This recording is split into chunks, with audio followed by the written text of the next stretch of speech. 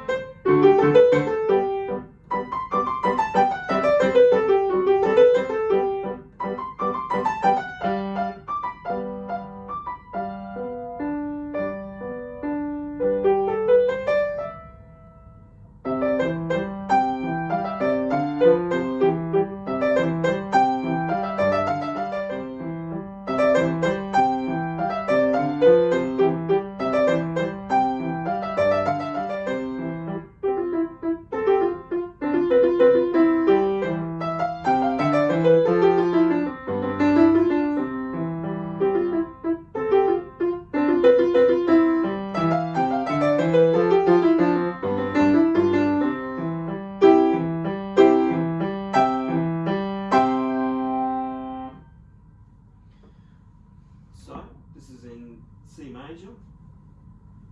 It has lots of melodic fragments. Making very nice melodies, that leap around. So there's a lot of articulation in that to get right. Nice short quavers with a quaver beginning, with a slurred semi-quaver beginning.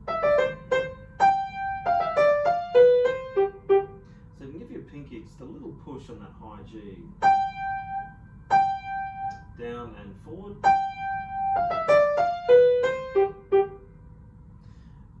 It's helpful to practice this in little fragments. So you may want to go with that first little slur and staccato, that first bar. And then you can play the next 3 bars as a single idea.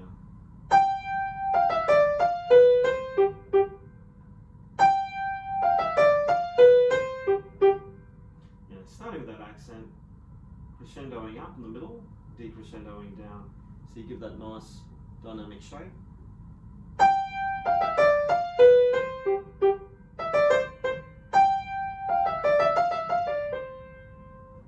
Taking care in this part, 1, 2, 3, 4, 5, bar 6, bar 7. To really get those 3rd and 4th fingers articulating properly. You may find, to get that evenness, you might have to work a little bit hard on that 3rd and 4th finger to get that interdependence between them.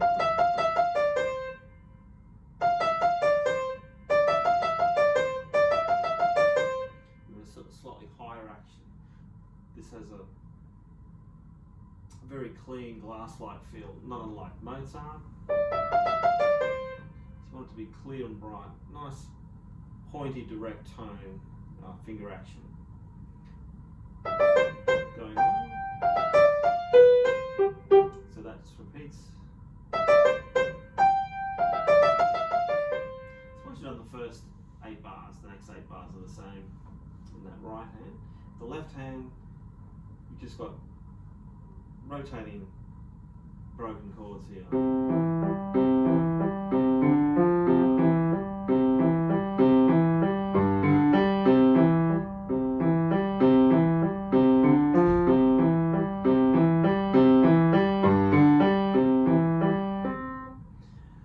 But you've got C major chords.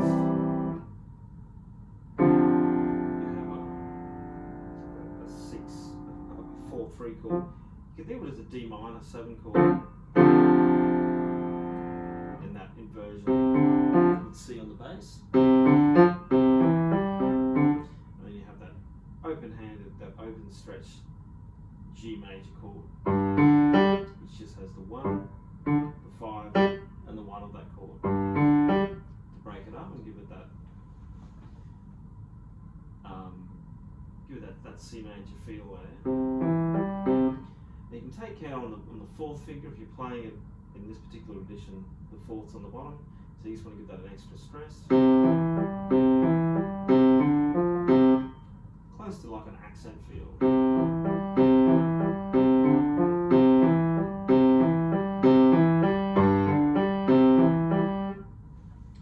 And then there's just the coordination of getting this together.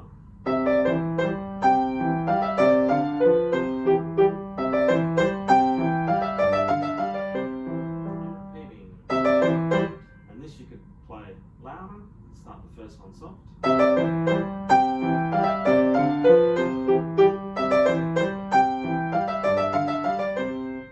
give it that contrast from the first 8 bars. And then we're on to the B section.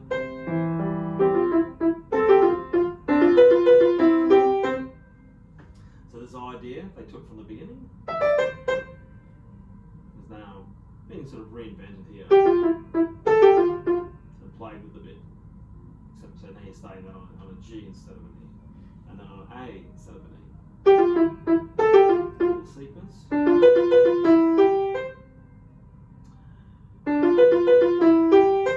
the left hand, just simple C pedal notes.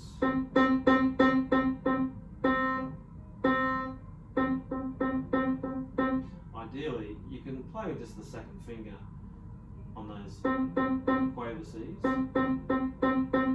you may, if you can, change to other fingers. It's going to help it be a bit more, give a bit more variety in the tone of the notes there. And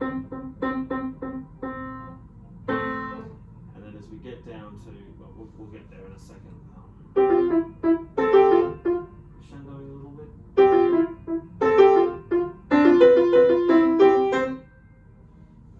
Building that up. And now as we get on to this next line, it starts a similar way.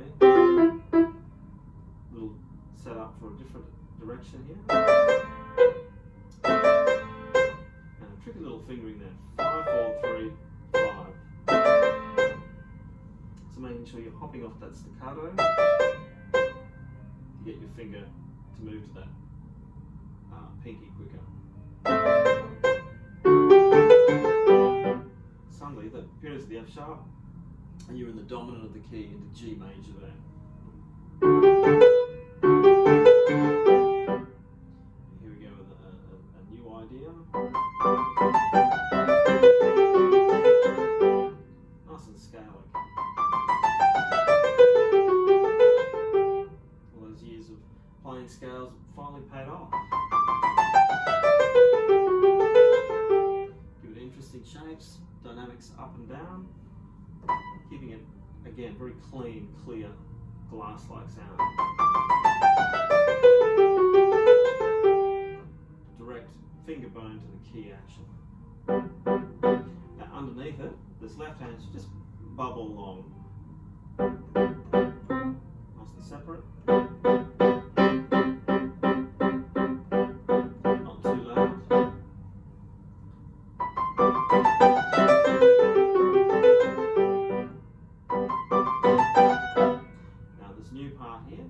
We're going to get a return to the return into C major. So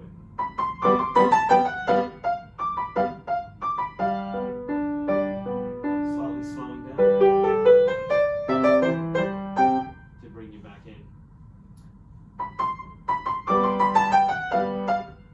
There's a very clever little chromatic turn from the F sharp to the F. So it's making a point here and slowly returning to that, to the C major key via that G7 chord that's applying now. Getting softer, a little bit slower, and you're back again. When you get back to this tempo, you could come in even quieter than before. Just give it a different shape.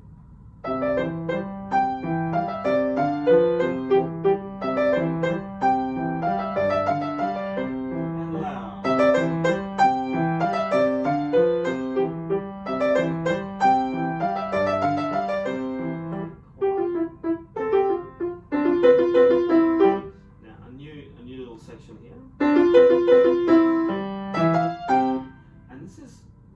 rehashing what you had further back when we were in G major. We went to that G major change. Now we're going to do it in C major, and it recycles that idea.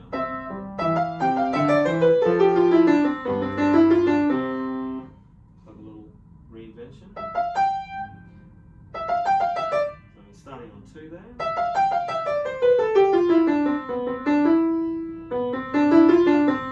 Get to scale work really.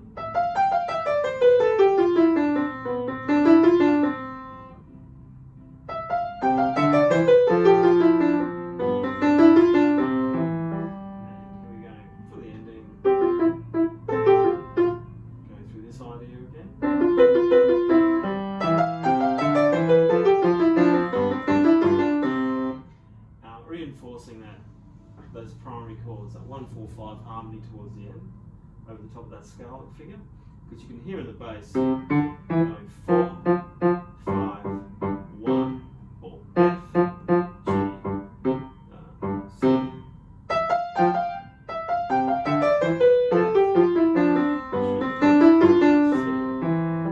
for the ending, little coda at the end.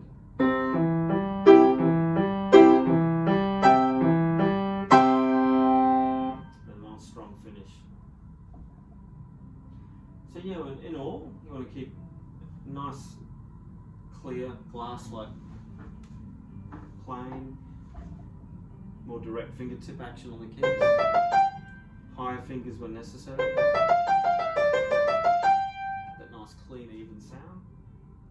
And as always, when keys change, like around the middle section when you're into G major and you're coming back, they're poignant moments to really change the mood up or make a point, so you can engage the musicality a little bit differently there.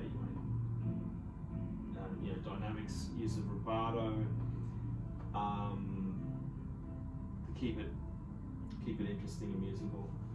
Anyway, there we have it. Tutorial on Clementi Movent. I'll catch you next time.